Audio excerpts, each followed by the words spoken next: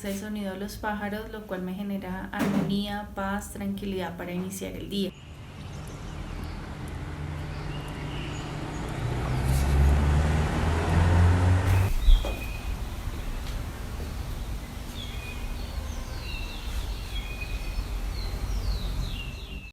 Los ruidos de la ciudad pueden generar estrés o molestia.